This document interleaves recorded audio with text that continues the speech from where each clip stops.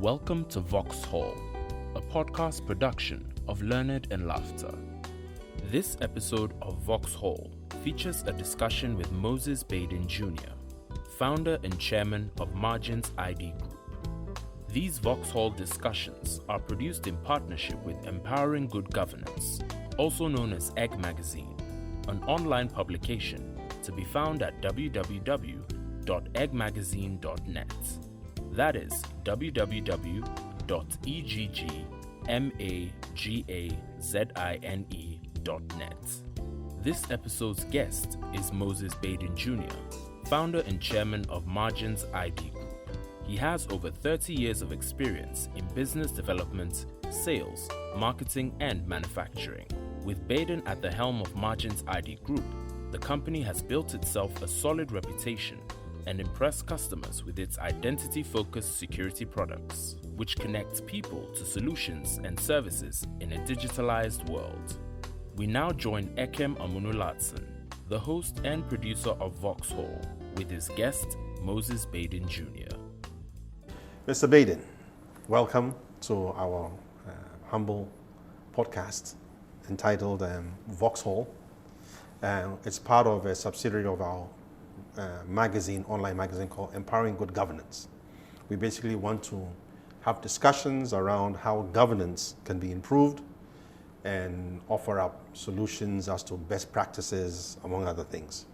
So we know that you have done quite a bit of work with e-governance, the collection of information for the purposes of facilitating better governance in terms of ID, services and protocols, and maybe even someday down to revenue collection, among other things.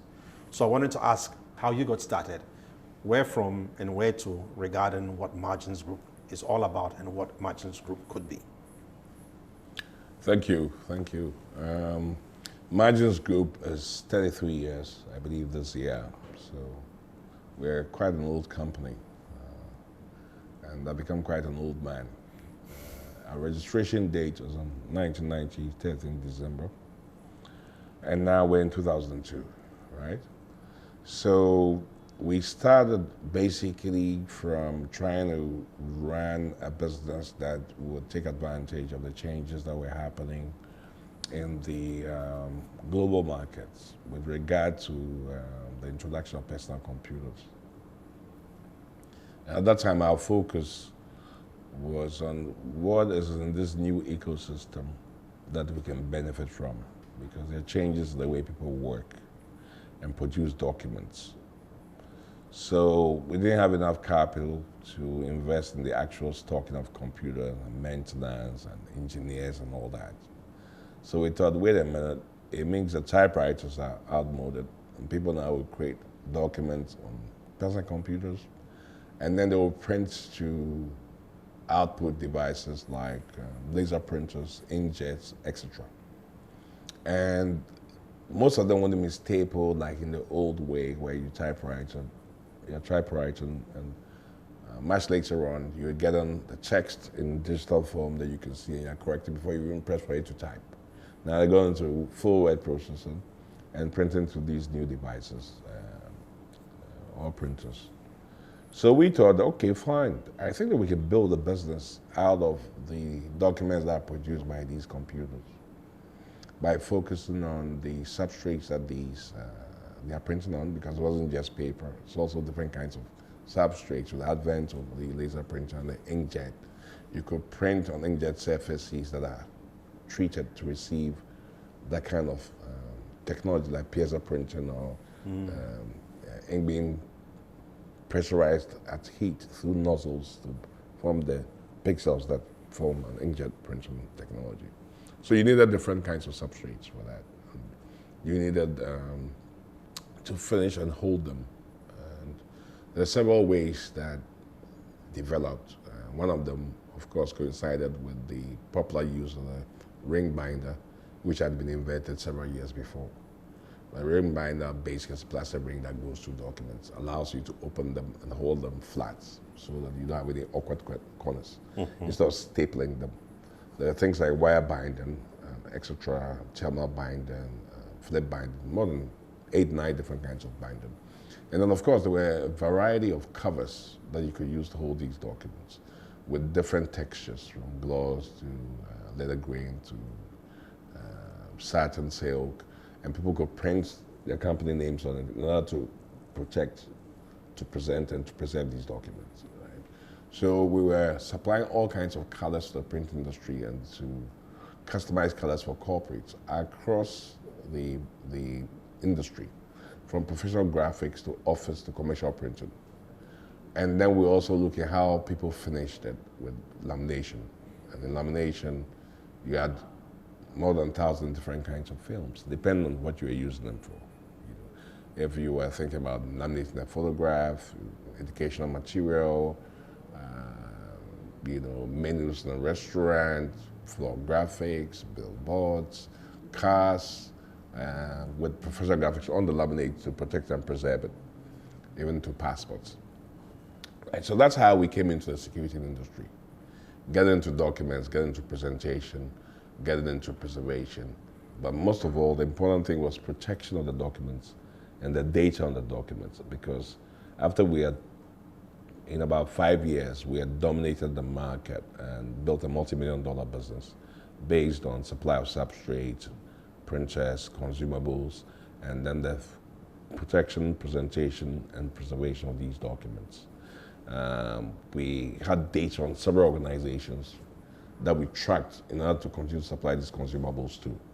And we had over a couple of thousands in Ghana, and each of them was making an average spend across the various SKUs in the consumables market, maybe $1,000, $2,000 a month. So you aggregate that with 4,000, 5,000 users where we knew this location, and we were making quite a number of billions of dollars in a short time. Mm-hmm. But what was interesting about that industry was that in the lamination industry, we discovered that an identity business was also a big part of our profit, because it allowed you to introduce value-added services that give you a bigger margin than the normal sales of consumables, etc. So we became interested in fiduciary documents, especially fiduciary documents relating to identity. Mm-hmm. And we delved deeply into the security elements of producing laminates for things like passports. And even though I had quite a few mentors, one in Switzerland, a guy called Dr. Wolfensberger, who mentored me for a number of years on global markets and et cetera, et cetera. I also had some very good mentors in Asia who mentored me for a long time and taught me the different parts of security in terms of how you extrude laminates, how you put security in different layers, how you then produce them into butterfly pouches, different kinds of laminates from cold to hot, and how you define security substrates with different kinds of security elements that you print information on and pictures in order to then encapsulate it into an identity document. And then in the old non-digitized world, people will present this and then you will look for the high security features in order to determine the authenticity of the document. This was in forensic science and document detection and so on, which security services of governments and companies and so on do. Now, once you're able to verify that the document was genuine, then you verify whether it has been tampered with. So you had tamper-proof elements that you had to incorporate. And this formed the idea of old, where you presented it, they took it and looked at the overt features and the covert features. One that you could see your eyes, one that you could see with simple instruments, and one that you could see at a forensic level, where you had to take it into a lab. Once you had validated that, then you check to see what has been tampered with, and the ID was the person's ID, and you give them access to whatever resource they needed. So that business in the old world is what we followed, and it was quite profitable. So we ended up being deeply into laminates and substrates and IDs, and we started shifting our focus from document systems, finishing, presentation, preservation, and going deeply into identification. And between the time when credit cards became popular and the now ID1 format, 86 by 56, the credit card size, CR1, and banks started to encode information and mark stripes into cards. There started a fusion between the ID market and the banking market, ID1 format. And it wasn't long after the issuance of Diners card, you know the history, and then it became a banking card, a credit card, a debit card. Mark stripe came on it. You could now encode information on the mark stripe, both alphanumeric and numeric, on 3 tracks that you could swipe and get information to act as access to authenticate people's bank accounts and identity in order to pay them money either on a debit function or credit function. This fusion between the banking industry and the identity market, where people then learn to print graphics on cards beyond their original credit card use, formed a new paradigm where there was a physical and digital element to identity. First, we wrote to the mark stripe and we could print information on the card, we could emboss it, and then we could print pictures on the card.